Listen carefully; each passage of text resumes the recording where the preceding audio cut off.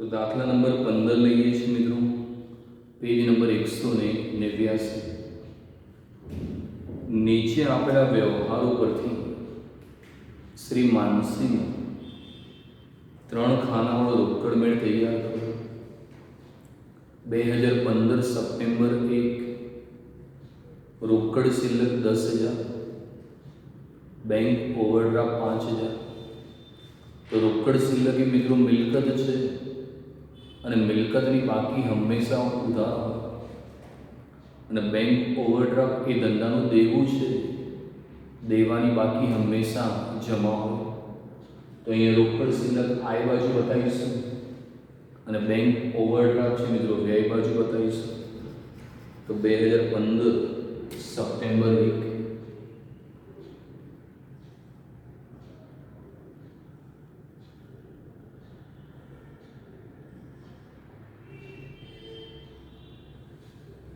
तो बाकी आगे लाव्या रोकड़ शिल्लक 10,000 है અને બેંક ઓવરડ્રાફ્ટ એ દેવું છે મિત્રો, એની બાકી જમા હોય તો જમા બાજુ બાકી આગળ લાવ્યા 5,000।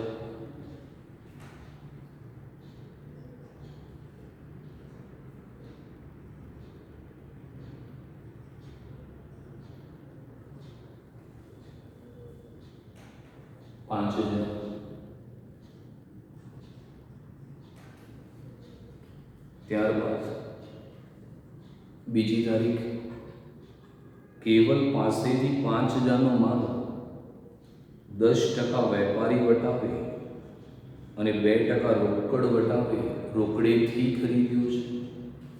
તો સમજી લીધું 5,000નો માલ છે, 10% વેપારી વટાવ 500 એટલે 4500 અને 2% રોકડ વટાવ। વેપારી વટાવ છે મિત્રો છાપેલી કિંમત ઉપર ગણાય, જ્યારે રોકડ વટાવ એ વેપારી વટાવ બાદની કિંમત, જેને ચોખ્ખી કિંમત કહેવાય 4500, એના પર 2% ગણાશે। તો 4500ના 2% રોકડ વટાવ થશે 90 એટલે 4,410 થશે। તો અહીંયા મિત્રો આપણે માલ રોકડેથી ખરીદ્યો છે અને રોકડેથી મિત્રો માલ ખરીદીએ તો આપણી પાસેથી રોકડ જાય છે, તો રોકડ જાય છે એટલે વ્યય બાજુ આવશે। વિગતમાં લખશું ખરીદ ખાતે। તો બીજી તારીખ ખરીદ ખાતે વેપારી વટાવ છે મિત્રોની હિસાબી ચોપડી નોંધ થતી નથી, રોકડ વટાવ છે 90 અને રોકડના ખાનામાં આવી જશે 4,410। તો વેપારી વટાવની મિત્રો ચોપડી નોંધ નહીં થાય, રોકડ વટાવ 90 છે અને રોકડેથી ખરીદો તો આપણી પાસે રોકડ જાય છે, તો રોકડના ખાનામાં 4,410 આવશે। છઠ્ઠી તારીખ લઈએ, જ્યોતિ પાસેથી 10,000ના લેણા પેટે ચૂકતીના હિસાબે 8,000 NEFT અને 1,900 રૂપિયા રોકડા મળ્યા। તો મિત્રો જ્યોતિ પાસે 10,000 લેવાના હતા, એને 8,000 આપણે NEFT દ્વારા આપ્યા, NEFT દ્વારા આપેલે એને સીધા આપણી બેંકમાં પૈસા ટ્રાન્સફર કરી દીધા। તો જ્યોતિએ આપણી બેંકમાં પૈસા ભરી દીધા, તો આપણી બેંક બનશે લેનાર, લેનાર ખાતે ઉધાર। બીજું 1,900 રૂપિયા રોકડા આપ્યા, તો જ્યોતિ પાસેથી રોકડા મળ્યા તો આપણી પાસે રોકડ આવે છે, આવેથી ઉધાર। પણ ધ્યાનથી જુઓ તો વટાવ બી થશે, કેમ કે જ્યોતિ જોડે લેવાના કેટલા હતા 10,000। તમે માગો છો જ્યોતિ પાસે 10,000, તો સમજો તો લેવાના 10,000 છે, 8,000 તમને NEFT દ્વારા મળે ₹1900 તમને રોકડા મળ્યા, તો પણ પૈસા ઓછા મળ્યા, કારણ કે 10,000 લેવાના તેને 8,000 આપણી બેંકમાં ટ્રાન્સફર કરે. 1900 રોકડા અને ₹100 ઓછા મળ્યા, તો જે ₹100 ઓછા મળ્યા એ વટાવના ખાનામાં નોંધાશે. તો ₹100ની નોંધ વટાવના ખાનામાં થશે. તો જ્યોતિ પાસેથી પૈસા મળ્યા છે, તો આ બાજુ આપણે બતાવવું પડશે. તો આ બાજુ નોંધ કરી દઈશું. તારીખ છે 6. જ્યોતિ ખાતે વટાવના ખાનામાં ₹100, રોકડા છે ₹1900 અને 8,000 આવી જશે બેંકના ખાનામાં. તો 8,000 NEFT દ્વારા એટલે બેંકના ખાનામાં, 1900 રોકડા મળ્યા અને ₹100 ઓછા, તો એની નોંધ વટાવના ખાનામાં થઈ. 10 તારીખ વિનોદને પગારના 500 NEFT દ્વારા ₹100 ભાડાના રોકડા ચૂકવ્યા અને બેંકે ₹3 ચાર્જના વસૂલ લીધા. તો આપણે પગારના 500 NEFT દ્વારા ચૂકવ્યા છે. આપણે મિત્રો જ્યારે કોઈને NEFT દ્વારા નાણાં ચૂકવીએ તો આપણી બેંક એને પૈસા ચૂકવશે, અને આપણી બેંક એને પૈસા ચૂકવશે તો બેંક બનશે આપનાર, અને વ્યક્તિ ખાતું કે છે આપનાર ખાતે જમા થાય, તો જમા કરી દઈએ છીએ. તો 10 તારીખ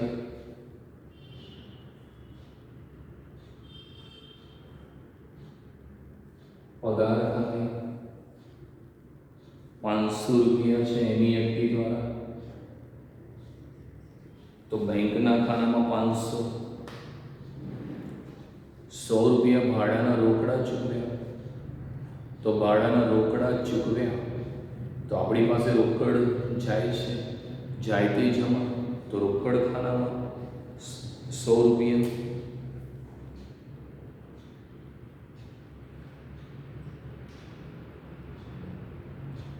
તો ભાડાના રોકડા ચૂકવ્યા છે 100 અને બેંકે ₹3 ચાર્જ લીધું.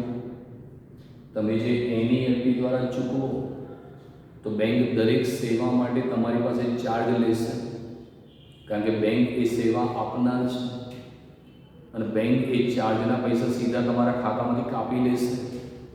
તો NEFTનો ચાર્જ એક ખર્ચ છે, અને ખર્ચા મિત્રો વ્યય બાજુ બતાવવામાં આવશે. તો ₹3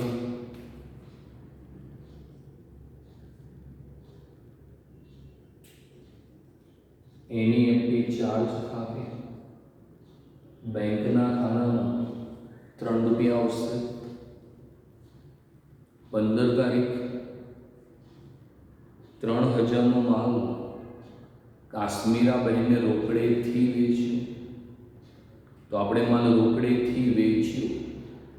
તો મિત્રો જ્યારે આપણે કોઈને રોકડેથી માલ વેચીએ તો આપણી પાસે રોકડ આવે છે, આવે તે ઉધાર, તો ઉધાર બાજુ બતાવવું પડશે. 15 તારીખ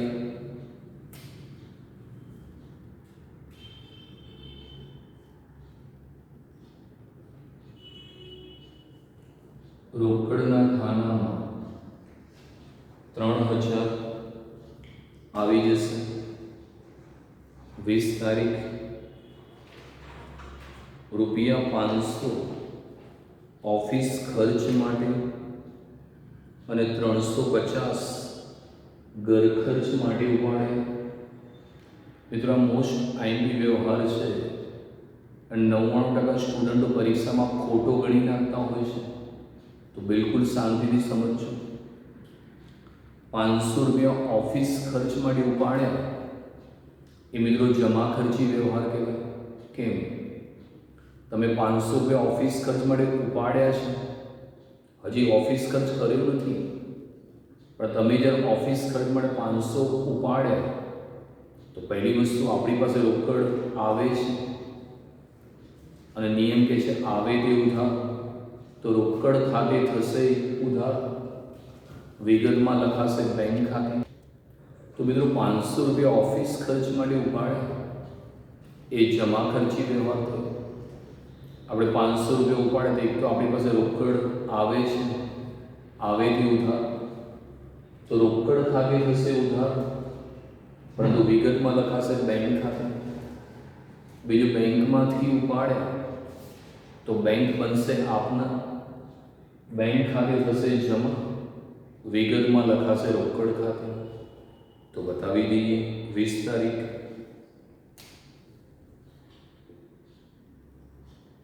રોકડ ખાતે ઉધાર 500, વિગતમાં લખશું બેંક ખાતે,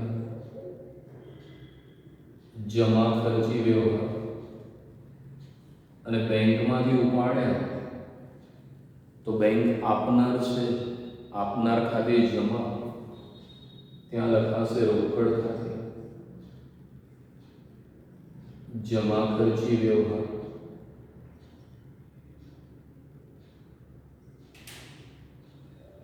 તો 500 રૂપિયા આપણે બેંકમાંથી ઉપાડ્યા છે, તો એક તો આપણી પાસે રોકડ આવે છે, તો રોકડ ખાતે ઉધાર કર્યું, તો રોકડ ખાતે ઉધાર 500, ત્યાં લખ્યું બેંક ખાતે, ખાપામાં લખ્યું જમા ખર્ચી વ્યવહાર.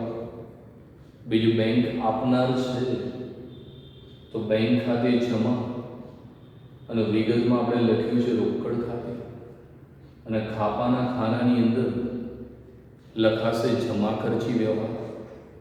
તો આ વ્યવહારની નોંધ રોકડની આય અને વ્યય બંને બાજુએ થઈ. તો મિત્રો આવા વ્યવહારને કહેવા છે જમા ખર્ચી વ્યવહાર. હવે લઈએ છીએ 350 ઘર ખર્ચ માટે ઉપાડે, તો 350 રૂપિયા ઘર ખર્ચ એ જમા ખર્ચી ના થાય, કારણ કે ઘર ખર્ચ એ ધંધાના માલિકનો અંગત ખર્ચ છે, અને ધંધાનો માલિક કોઈ પણ પ્રકારનો અંગત ખર્ચ માટે ઉપાડે તેનો ઉપાડ કહેવાશે. અને પૈસા બેંકમાંથી ઉપાડે તો બેંક બનશે આપનાર, અને વ્યક્તિ ખાતું કહે છે આપનાર ખાતે જમા. તો અહીં બતાવી દઈએ છીએ 20 તારીખ લખાશે ઉપાડ ખાતે, અને બેંકમાંથી ઉપાડે તો બેંકમાં લખાશે 350. તો ઘર ખર્ચ એ અંગત ખર્ચ છે, અને ધંધાનો માલિક અંગત ખર્ચ માટે ઉપાડે તેનો ઉપાડ કહેવાશે, લખ્યું ઉપાડ ખાતે. અને બેંકમાંથી ઉપાડે તો બેંક આપનાર છે, આપનાર ખાતે જમા. 25 તારીખ 3000નું યંત્ર ખરીદ્યું, અને યંત્ર બેસાડવાની મજૂરીના 250 ચૂકવ્યા છે. તો આપણે યંત્ર ખરીદ્યું અને યંત્ર ગોઠવવાનો ખર્ચ છે એ યંત્ર ખાતે જ ઉધાર થાય. તો 3000નું યંત્ર અને મજૂરીના 250, તો 3000માં 250 ઉમેરીએ તો 3250 થાય.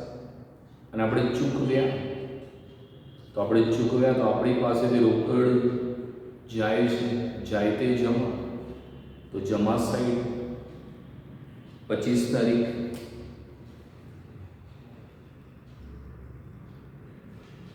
યંત્ર ખાતે 3000 યંત્રના 250 મજૂરીના, તો ટોટલ મિત્રો આપણે ચૂકવ્યા છે 3250.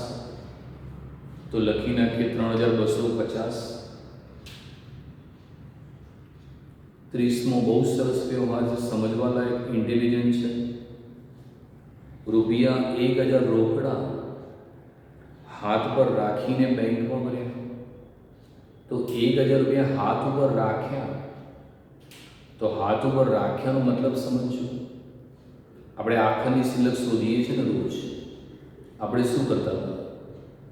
આ બાજુનો રોકડનો સરવાળો કરતા હતા,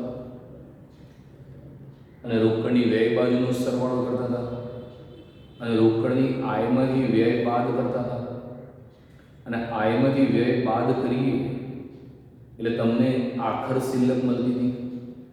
અહીંયા સ્પષ્ટ લખ્યું છે આખરની શિલ્લક. શું લખ્યું છે? 1000 રોકડ હાથ ઉપર રાખી, તો 1000 જે રોકડ હાથ ઉપર રાખી એ આખરની શિલ્લક કહેવાય, જેને એકાઉન્ટની ભાષામાં બાકી આગળ લઈ ગયા કહેવાય. અને બાકીના બેંકમાં ભર્યા. બાકીના કેટલા બેંકમાં ભર્યા શોધવાનું છે. તો 1000 હાથ ઉપર રાખ્યા એ બતાવી દઈએ. બાકી આગળ લઈ ગયા, તો 1000 હાથ ઉપર રાખ્યા છે, તો રોકડમાં બતાવી દઈએ 1000. તો જે 1000 હાથ ઉપર રાખ્યા બતાવ્યું, બાકી આગળ લઈ ગયા 1000, અને બાકીની રકમ બેંકમાં ભરી. હવે કેટલા બેંકમાં ભરે શોધવું છે. તો રોકડની આય બાજુનો પહેલા સરવાળો કરો.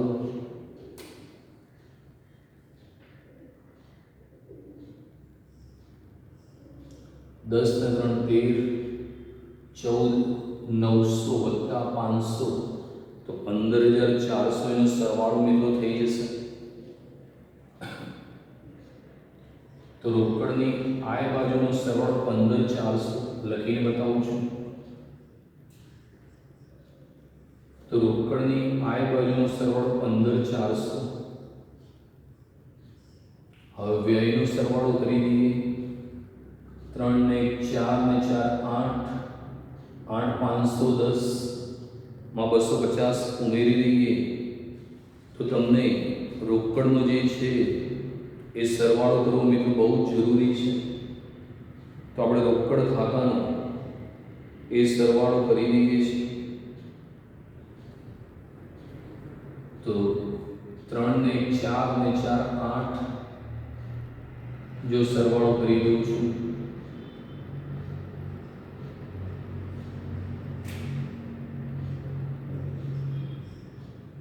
તો 50 ને 10 60, 2 ને 3 ને 4 7, 4 ને 3 7 ને 8, તો 8760 થશે.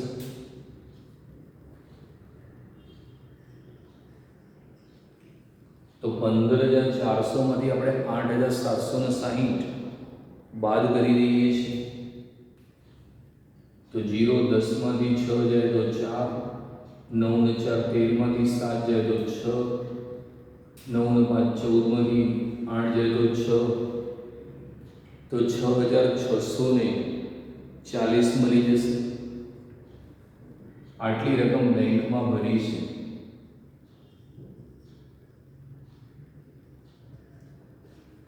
તો રોજ મિત્રો આપણે આખરની શિલ્લક શોધતા હતા ને, અહીંયા સ્પષ્ટ લખ્યું છે આખરની શિલ્લક 1000.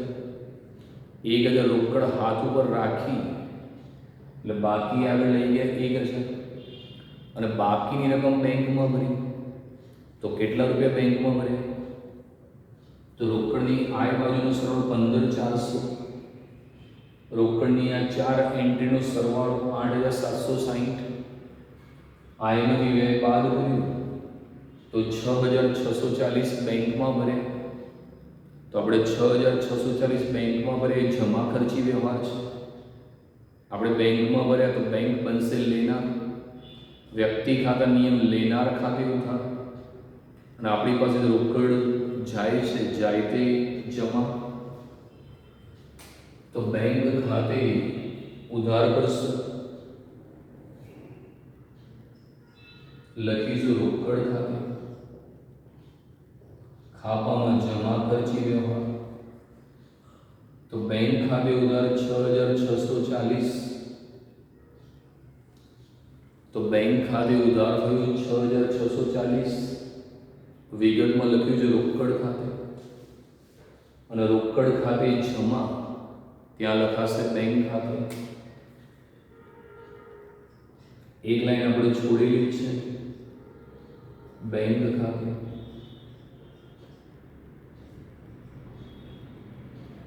તો બંને બાજુની સરવાળો ઓકે થઈ જશે. 15400, 15400 તો 1000 હાથ ઉપર રાખ્યા તો બાકી આગળ લઈ ગયા 1000 અને બાકીની રકમ બેંકમાં ભરી તો રોકડની આયનો સરળ 15400, એમાંથી રોકડની જે વ્યય છે 8760 બાદ કરી 6640 બેંકમાં ભર્યા। તો બેંકમાં ભરે તો બેંક લેના, બેંક ખાતે ઉતાર લખ્યું રોકડ ખાતે, અને આપણી પાસે રોકડ જાય છે રોકડ ખાતે જમા, ત્યાં લખ્યું બેંક ખાતે। હવે 15400 થઈ ગયા। વટાવનો સરવાળો 100 રૂપિયા છે, અહીંયા 90 રૂપિયા। વટાવમાં મિત્રો ક્યારે પણ બાકી આગળ લઈ ગયા ના આવે। હવે બેંકની વાત કરી લઈએ તો બેંકની પહેલા આ બાજુ જોઈ લઉં છું। 8 ને 6 14,640, તો બેંકની આ બાજુ 14,640, એમાંથી વ્યય બાદ કરું 5,500 6,353, તો 6,353, તો 14,640 આ બાજુ અને વ્યય બાજુ 6,353 બાદ કરીએ તો આખરની શિલ્લક મળશે 8,287। ઓકે, તો આખરની શિલ્લક મળી ગઈ 8,287। તો આ બાકી આગળ લઈ ગયા 8,287, સરવાળો થઈ ગયો 14,640। તો બેંકની આયમાંથી વ્યય બાદ કરતા આખરની શિલ્લક 8,287। હવે સપ્ટેમ્બરની આખરની શિલ્લક ઓક્ટોબરમાં શરૂની શિલ્લક બની જશે, તો બતાવી દઈએ 2015 ઓક્ટોબર 1, બાકી આગળ લાવ્યા તો રોકડ શિલ્લક 1000 અને બેંક શિલ્લક 8,287। તો મિત્રો આ રીતે તમે જે આખરની શિલ્લક હતી એને બીજા મહિનાની શરૂની શિલ્લક બનાવી શકો છો। તો આ દાખલા નંબર 16 લઈએ છીએ, પેજ નંબર 190। નીચેના વ્યવહારો પરથી શ્રી ભૂપિન્દર ના એપ્રિલ 2016નો 2 ખાનાવાળો રોકડ મેળ શોધો। તો અહીંયા 2 ખાનાવાળો રોકડ મેળ બનાવવાનો છે। તો શ્રી ભૂપિન્દરનો એપ્રિલ 2016નો 2 ખાનાવાળો રોકડ મેળ, તારીખ આય પહોંચ નંબર ખાપા રોકડ બેંક, તારીખ વ્યય વાઉચર નંબર ખાપા રોકડ અને બેંક છે। તો 2016 એપ્રિલ 1, શરૂઆતની રોકડ શિલ્લક 55,000 અને બેંક શિલ્લક 5,50,000। તો રોકડ શિલ્લક અને બેંક શિલ્લક બંને ધંધાની મિલકત છે અને મિલકતની બાકી હંમેશા ઉધાર હોય। તો આ બાજુ બતાવીએ છીએ બાકી આગળ લાવ્યા તો 2016 એપ્રિલ 1, બાકી આગળ લાવ્યા રોકડ શિલ્લક 55,000 અને બેંક શિલ્લક 5,50,000। ત્રીજી તારીખ ₹5500 ધર્માદામાં આપ્યા, તો ધર્માદામાં આપણે 5500 રૂપિયા આપીએ તો આપણી પાસેથી રોકડ જાય છે, જાય તે જમા, તો વ્યય બાજુ લખાશે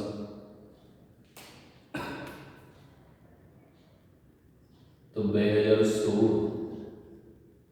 એપ્રિલ તારીખ 3 ધર્માદા ખાતે અને રોકડ ખાનામાં 5500 તો 5500 આપણે દરમાલામાં આપ્યા છે, તો એક તો આપણી પાસે રોકડ જાય છે માટે જમા બાજુ લખીએ છીએ. ત્રીજી તારીખ 49,500 મહેશના લેણા પેટે એનઈએફટી દ્વારા ચૂકવ્યા. એનઈએફટી ચાર્જના 5 થયા, બેંકે રકમ ઉધારી. તો 49,500 મહેશના લેણા હતા, એ આપણે એનઈએફટી દ્વારા ચૂકવ્યા. એનઈએફટી એટલે નેશનલ ઇલેક્ટ્રોનિક ફંડ ટ્રાન્સફર, જેની અંદર તમે ઓનલાઈન કોઈને ચૂકવી શકો છો. તો આપણે જ્યારે કોઈને એનઈએફટી દ્વારા ચૂકવીએ તો એને આપણા વતી બેંક પૈસા ચૂકવશે, તો બેંક બનશે આપનાર ખાતે જમા. તો લખીએ છીએ ત્રીજી તારીખ અને મહેશને ચૂકવ્યા છે. તો મહેશ ખાતે બેંકના ખાનામાં 49,500. હવે એનઈએફટી દ્વારા ચૂકવ્યો તો બેંક એનઈએફટીનો ચાર્જ પણ લેશે, અને એનઈએફટી ચાર્જના આપણે 5 રૂપિયા ચૂકવ્યા છે, તો એ પણ બેંકના ખાનામાં આવશે 5 રૂપિયા.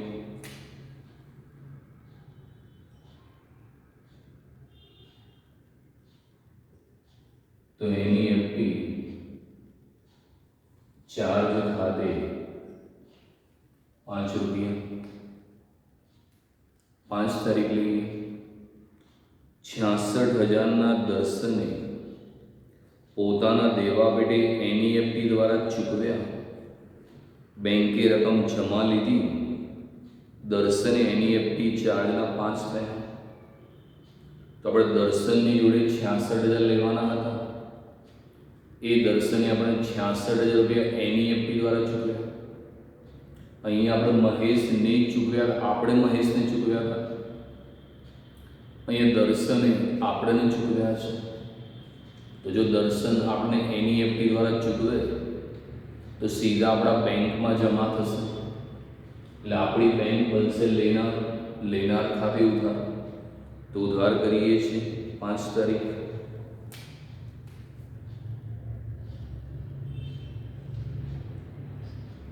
દર્શન ખાતે બેંકના ખાનામાં 66,000 રૂપિયા,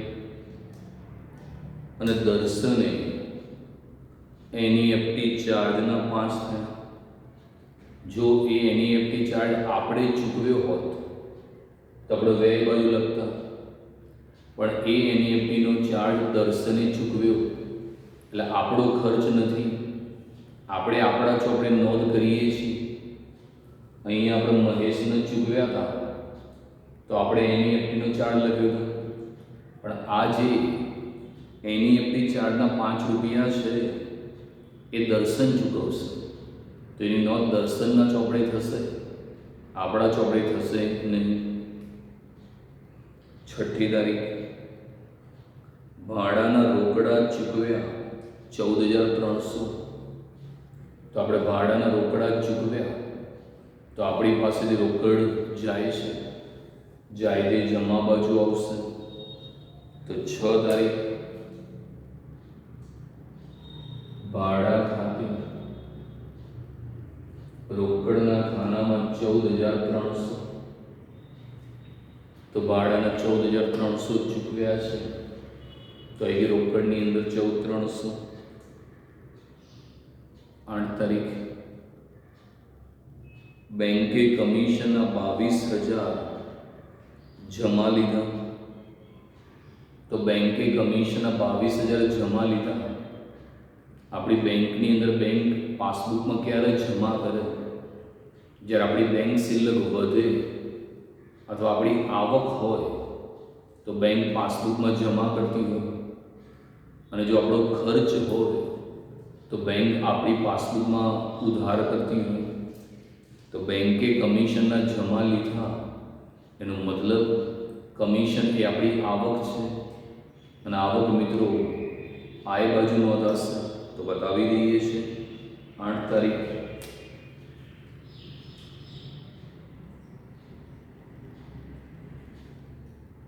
કમિશન ખાતે બેંકની અંદર આવશે 22,000 રૂપિયા. 10 તારીખ લઈએ છીએ. રોકડ ખરીદી 2,75,000 રકમ આરટીજીએસ દ્વારા ચૂકવી. આરટીજીએસ ચાર્જના 30 થયા. તો આપણે રોકડેથી માલ ખરીદી અને રકમ આરટીજીએસ દ્વારા ચૂકવી. આરટીજીએસ એટલે રિયલ ટાઈમ ગ્રોસ સેટલમેન્ટ. એ પણ એક ઓનલાઈન સર્વિસ છે જેમાં તમે તમારા બેંક ખાતામાંથી પૈસા ચૂકવી શકો. એ 2,75,000 એટલે મોટી રકમ છે. તો 2 લાખ કે તેથી વધુ રકમ તમે આરટીજીએસ દ્વારા ચૂકવી શકો. આપણે આરટીજીએસ દ્વારા નાણાં ચૂકવીએ તો આપણા વતી એને બેંક પૈસા ચૂકવશે. તો બેંક બનશે આપનાર. આપનાર ખાતે જમા. તો જમા કરી દઈએ છીએ 10 તારીખ.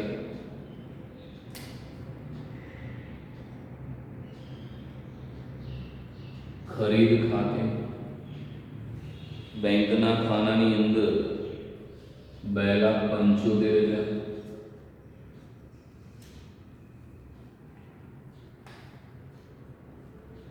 અને આરટીજીએસ ચાર્જના 30 થયા. હવે આપણે આરટીજીએસ દ્વારા ચૂકવીએ તો બેંક એના પેટે ચાર્જ લેશે. તો આરટીજીએસનો ચાર્જ 30 રૂપિયા છે. એ બેંક સેવા આપનાર છે અને ડાયરેક્ટ બેંક આપણા ખાતામાંથી કાપી લેશે. તો બેંકના ખાનામાં બતાવીશું 30 રૂપિયા. તો આરટીજીએસ ચાર્જ ખાતે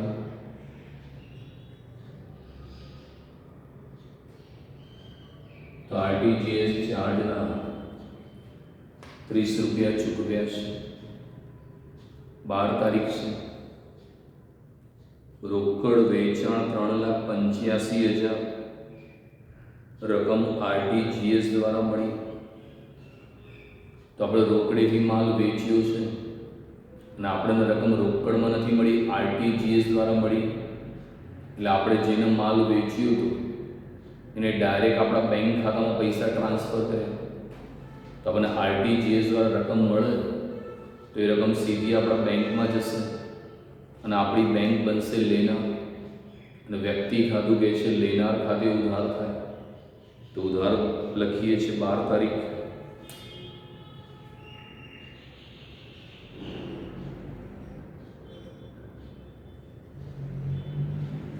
તો વેચાણ ખાતે 3,85,000. તો 3,85,000 આવી ગઈ. 13 તારીખ લઈએ છીએ.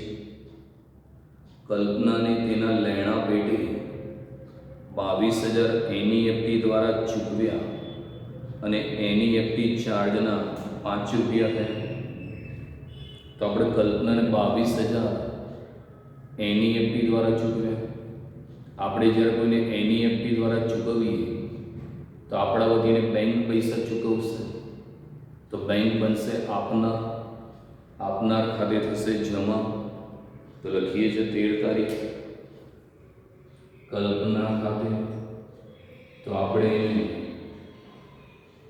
એનઈએફટી દ્વારા ચૂકવ્યા છે. રકમ છે 22,000. તો ડાયરેક્ટ બેંકના ખાનામાં 22,000 આવશે અને એનઈએફટી ચાર્જના 5 થયા.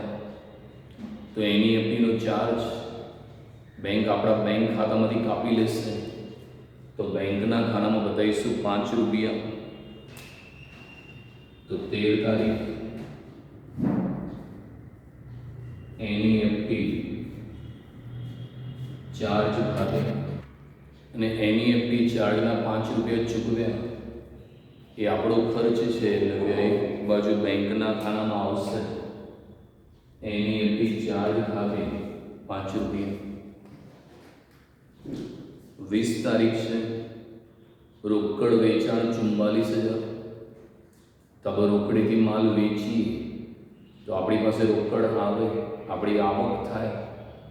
તો આ બાજુ નોંધીશું 20 તારીખ,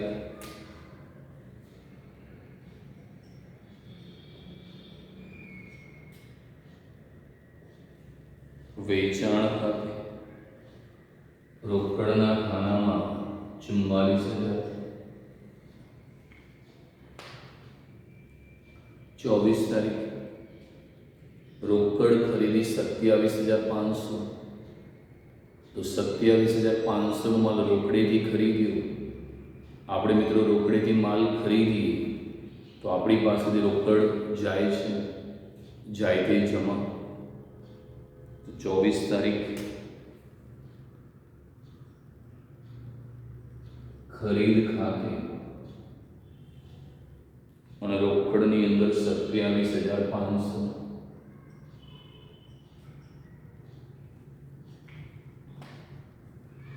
25 તારીખ દીકરીની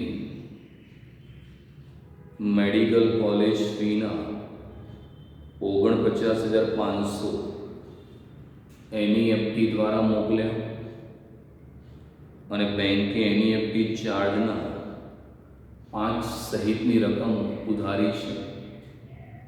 તો દીકરીની મેડિકલ કોલેજની ફી એ ધંધાના માલિકનો અંગત ખર્ચ થાય, કારણ કે આ તમે ધંધાનો ખર્ચ નથી કર્યો. પોતાના પુત્ર કે પુત્રીની સ્કૂલની ફી ભરો એ ધંધાના માલિકનો અંગત ખર્ચ, અને ધંધાનો માલિક અંગત ખર્ચ કહીને ઉપાડ કહેવામાં આવશે. અને આપણે એનઈએફટી દ્વારા મોકલ્યા, આપણે એનઈએફટી દ્વારા ચૂકવીએ તો આપણા વતીને બેંક પૈસા ચૂકવશે, તો બેંક બનશે આપનાર ખાતે જમા થશે. તો 25 તારીખ ઉપાડ ખાતે અને એનઈએફટી દ્વારા 49,500 ચૂકવ્યા. તો 49,500 અને એનઈએફટી ચાર્જના 5 રૂપિયા છે, એ પણ બતાવી દઈએ છીએ.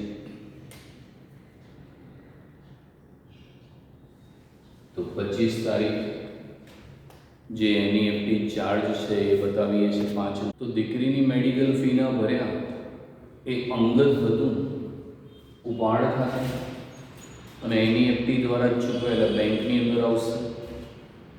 હવે એનઈએફટીનો જે ચાર્જ છે એ 5 રૂપિયા છે. તો એનઈએફટી ચાર્જ ખાતે 5 રૂપિયા. ત્યારબાદ છેલ્લો વ્યવહાર લઈએ છીએ 30 તારીખે. ડિવિડન્ડના 33,000 બેંકે જમા લીધા. જીવન વીમા પ્રીમિયમના 11,000 એનઈએફટી દ્વારા ચૂકવ્યા. તો ડિવિડન્ડના 33,000 બેંકે જમા લીધા. મિત્રો આપણે કોઈ જગ્યાએ રોકાણ કરીએ તો એ રોકાણ પર આપણને ડિવિડન્ડ મળે. ડિવિડન્ડ એ આપણા ધંધાની આવક છે અને આવક આ બાજુ નોંધાશે. તો 30 તારીખ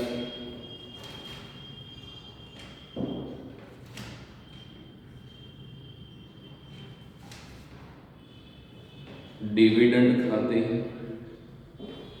33,000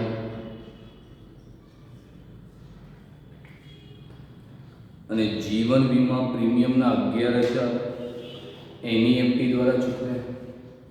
તો જીવન વીમા પ્રીમિયમ એ ધંધાના માલિકનો અંગત ખર્ચ છે અને અંગત ખર્ચ ઉપાડ ખાતે લખાય અને એનઈએફટી દ્વારા ચૂકવ્યા તો આપણા બધી બેંક પૈસા ચૂકવશે, તો બેંક બનશે આપના, તો બેંક ખાતે કરી દઈએ છીએ. તો 30 તારીખ ઉપાડ ખાતે તો જીવન વીમા પ્રીમિયમ અંગત ખર્ચ છે, તો અંગત ખર્ચ ઉપાડ ખાતે લખાશે. હવે મિત્રો બધા વ્યવહારો પૂરા થઈ ગયા, તો હવે આપણે સરવાળો કરી લેવો જોઈએ. તો રોકડનો સરવાળો કરી દઈએ 55 + 44, તો સરવાળો છે 99,000.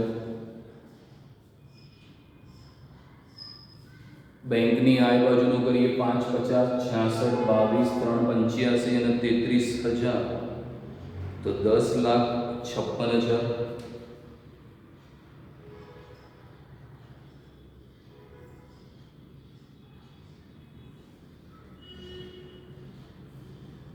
તો રોકડની આય બાજુ 99,000 છે.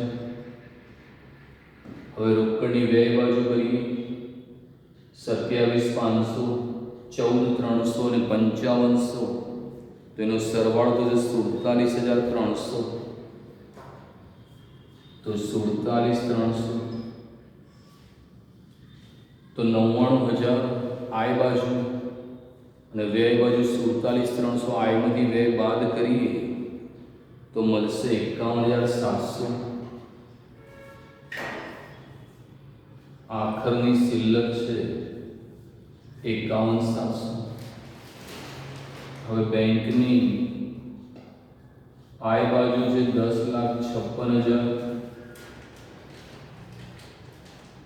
અને બેંકની વ્યય બાજુ છે 4,07,045.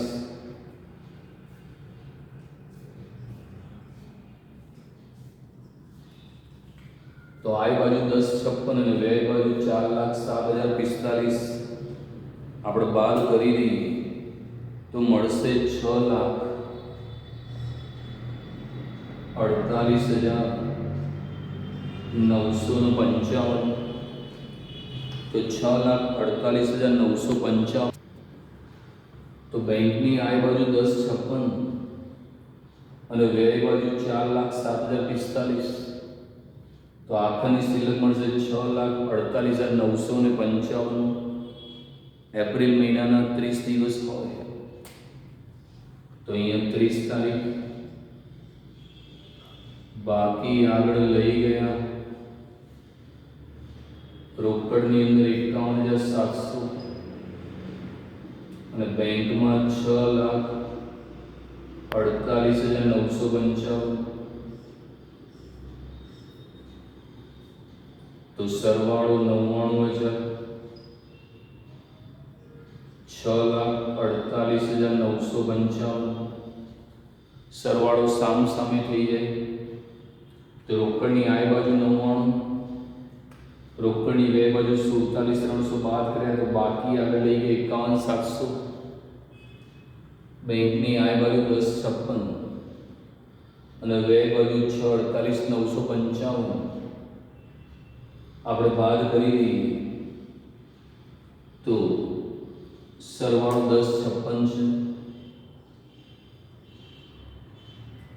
તો આય બાજુ 10,56 અને વ્યય બાજુ 4,07,045 બાદ કર્યા તો 6,48,955. તો હવે આ આખરની શિલ્લક એ શરૂની શિલ્લક બની જશે 2016 મે 1.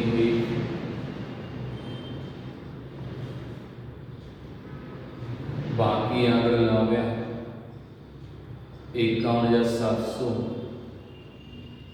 6,48,955. તો મિત્રો એપ્રિલ મહિનાની જે આખરની શિલ્લક હતી એ મે મહિનાની અંદર શરૂની શિલ્લક બનશે 51,700 અને 6,48,955.